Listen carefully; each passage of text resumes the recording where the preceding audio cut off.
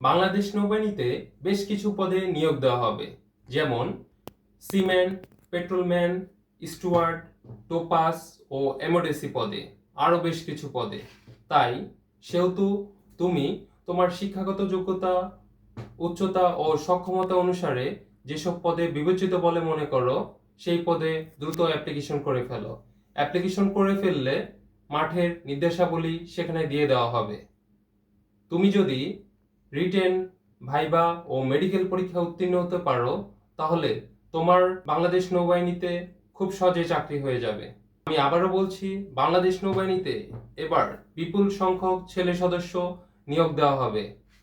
তাই এই সুযোগ মিস না করে দ্রুত অ্যাপ্লিকেশন করে ফেলো। অবশ্যই তুমি যদি অষ্টম শ্রেণী অথবা এসএসসি পাশ করে থাকো। দেখা হবে নতুন একটি ভিডিওতে। আজকের মতো এখানে বিদায় নিচ্ছি। টিল দ্য নেক্সট ভিডিও, আল্লাহ হাফেজ।